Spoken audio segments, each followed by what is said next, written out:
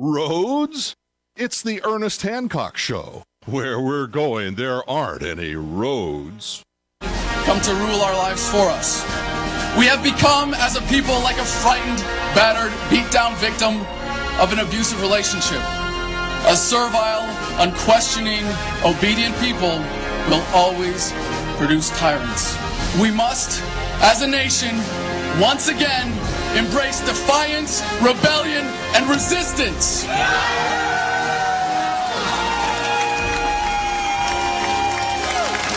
Every day, more and more Americans are avoiding unenforceable taxes, leaving government jobs out of disgust, and sending their kids to college instead of combat. But our efforts as a movement must become unified and deliberate to fully withdraw our support and compliance. Be it with your lives, labor, or tax dollars, stop investing in your own oppression. Guard your communities from the police state. Don't waste a single vote or a single dollar on the two-party system. Do not be content merely to grumble and to march while they are using fear, force, and violence as weapons of oppression. We must embrace the opportunity to resist civilly while we still can. Yeah, while we still can. So you can see, I mean, you read that and you go, oh, yeah, and if it's given well, man. So this brought him to attention of, and the one thing that I've always known is history is made not by groups or it's made by individuals. They say, well, one person can't change. It's the only thing that ever does. The only thing that ever changes things is that one person. One. Now, people rally. People get behind them. They represent how they feel. It becomes a movement. But you want to kill a movement? Let me tell you how you kill a movement. Try to control it. Every time I've seen this happen, it's the reason from experience for no other reason. You know, I said the Lovolution logo, you know, anybody can have it. Take it. Go. Do what you want with it. Don't care. It's a peace symbol. Well, if you copyright or trademark it or did this, you could that and sell and make money. Nope. The only ownership I have on that is just enough to make sure nobody else has any ownership of it. Go ahead and try and claim it. Heck, I ripped it off the internet from somebody since they've been doing that since the Beatles. Now, you know, this is, you know, that concept is not lost. You know, the reverse love and the revolution. You know, this is, come on. You know, the thing is that there's always somebody trying to scam it, gain it. What is the real goal? What if your real ultimate primary goal is you just want to be left alone? You want to be free. You want your children, your grandchildren. I mean, is that even possible that people can have that mentality? I seek these people out and I help them. I encourage them. I give them the benefit of my experience on what happens when you go down the dark side. Vanity, my favorite sin, says the devil. Wow, you're so smart and bright. I went through it. I used to be young and good looking with a young family. You know, they're going, ooh, Ernie, we wanted, yeah, save it. You know, and that's where... You know, I don't put a whole lot in organized religion. I just can't. I too many stories. But you know, a acknowledgement of a connection, a spiritual component of humanity. You know, and a lot of the good lessons in a lot of the holy books around the world have a common theme. You know, love's better than hate. Violence is not as good as not. You know, force and coercion is like ungood. I mean, you know, there's a lot of these basic that help me recognize when somebody's a bad guy and just wants me to, you know, and the promise for, you know, pieces of silver, you know, I can get, you know, do what they want and they'll give me a little bag. You know, I just chose not to go down that path. And you have a moral and supportive family and wife, you don't disappoint them, because my relationship with my family is much more important than what somebody's going to, you know, pat me on the head or in the butt and tell me how smart I am or something. No. I didn't go down that path. So when I meet someone like Adam, I go, ho. I started calling him when we were in Minneapolis, St. Paul in the summer of, it was almost a fall of '08. You know, it was during when the conventions were. And I started calling him Congressman. And I said, Adam, Mr. Congressman, let me tell you, I guarantee you're going to be tapped to run for Congress. I've seen this too many times. You check off all the boxes. Here they come. If you compromise, if you play candidate, if you go down that road, you will forever be tainted and will be of no use for the rest of your life. If you stay hardcore, no compromise, you stick to principle, you make that it instead of worrying about, whether you got, 10% as opposed to 7% or 22% as opposed to 10% in your election that means nothing. The future is, it's just goes into infinity. And I'm telling you, just be consistent. He's done a good job. And when something like this, when you got a government funding a message that you want, a libertarian message, how the heck does that reconcile? First thing that came to my mind. I go, well, at least it's not my tax money. The Russian government wants to pay for this. Rock and roll, man. It's not like you advocate for it. Do we take advantage of it? I'm not going to rain on that parade. I just, cool. We're going to just be open about it. And the interview that we did yesterday, we have on linked up to this archive. You go and listen to that 40 minutes he and I talked.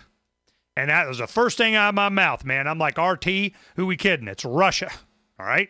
How did this come about? Who are these people? Why is it that they're doing this? I have a lot. And what kind of editorial control? Well, this is the deal. Part of the negotiations was he has total control of the editorial content of the show.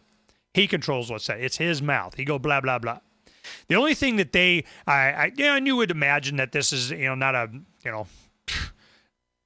surprising is, you can criticize government in general all you want, and certainly the U.S., but we don't want you to go, I don't think it'd go well if you go criticizing the Russian government directly.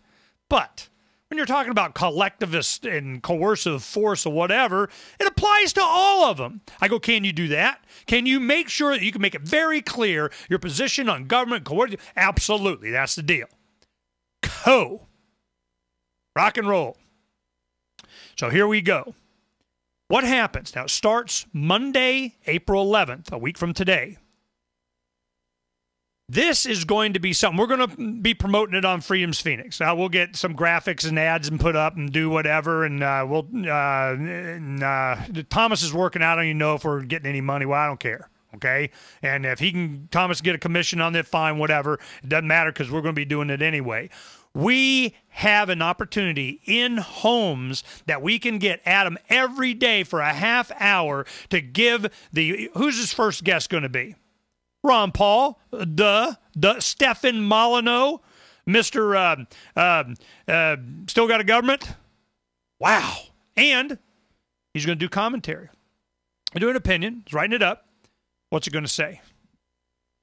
He's going to calling out the bad guys, And one thing he said, he mentioned, I don't know if I should say it, but there's a lot of people in the media need to be slapped around. And if you have someone that's willing to do it and can do it, you got a contract for a while to do it, I'm like, wow. We used to, as young activists, when I was his age, in 29, 30 and so on, we used to dream of this opportunity. What if we could get this message in front of millions of people? What would happen? We saw it happen. It was called 2008 election cycle for president. So I'm encouraged as heck. Enough about that. We'll get a little bit in the next hour. I have some information on RT and where they came from and how it was like, I don't know, it cost them like $30 million from the Russian government to get it set up. They got like 100 correspondents all over the world. They do it in English, Russian, I think Spanish, and Arabic. In Arabic. Now, of course, Adam, our Arabic translation stuff, that'll become one of the shows one of these days whenever that, we work out our schedule and that's appropriate. That'd be interesting. The other thing is that their first year, I think they had a budget like $60 million or something. They had these young people on there doing this, and it's in English also. So I'm going, it's like Voice of America to America. Pravda, which I think it means truth in Russian, which is a big joke, during the Cold War and everything. When we went into Afghanistan, Freedom's Phoenix, a lot of our stories came from Pravda. Then Al Jazeera and so on. You sure as heck didn't get it from United States media. Corporate, lamestream media. Media that's so last century. So what we did is we go to Pravda, and what was interesting, especially in Afghanistan, heck, it was be like foreign correspondents from the United States reporting on China invading Vietnam. Heck, we know what happens in this valley. We know what happens when you go over here. We know what happens in this tribe and indigenous people, and if you're doing the diseases and malaria and blah, blah, blah, blah, blah. We know. We've been reporting on it for a long time. Well, Russia did the same thing. Pravda, we would go there and they'd say, well, let me tell you what's going to happen when you try to bring your armored column into this valley. Been there, done that. And they probably had a bunch of Stingers and missiles left over from it. And these wars aren't meant to be won. They're just meant to be fought and fought and fought and fought. We know this. They know this. So what are they doing now? Why would the Russian, former Soviet Union, fund a libertarian message? I don't know. We're going to find out. Because they want audience, market. They know that the truth. What happened? Hillary Clinton, just last week, was in it before Congress and saying, we are losing the propaganda war to Russia Times. I'm sorry, Russia Today. She calls them out by name.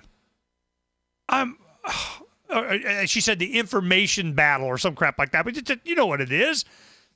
The roles have reversed. How crazy is this? And if they're willing to allow an individual to come up and say, we are just here to tell the truth and espouse libertarian philosophy, okay, here we go.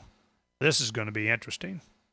I think we all need to pay attention to this because I'm very happy to do this. Uncovering the secrets and exposing the lies. That's what readers of freedomsphoenix.com get every day. Readers of freedomsphoenix.com are constantly provided the information that detail the real news between the lines of propaganda about government policies and the true relationship we all have with coercive governments. Learn the true condition of our economy, innovations and technological breakthroughs in energy, health, computer science, and space travel. Learn the truth well before it's admitted to in the mainstream media, the media that is so last century. Corporate media has evolved into nothing more than distributors of government propaganda, but we now have a fantastic alternative. FreedomsPhoenix.com provides constant news updates on the issues that affect our lives in the most important ways. Our liberty and our property are under constant attack, and FreedomsPhoenix.com provides the understanding behind the propaganda while encouraging the participation of our readers. Join us at FreedomsPhoenix.com. That's freedoms with an S, Phoenix.com. FreedomsPhoenix.com, where the revolution between the ears has already matured.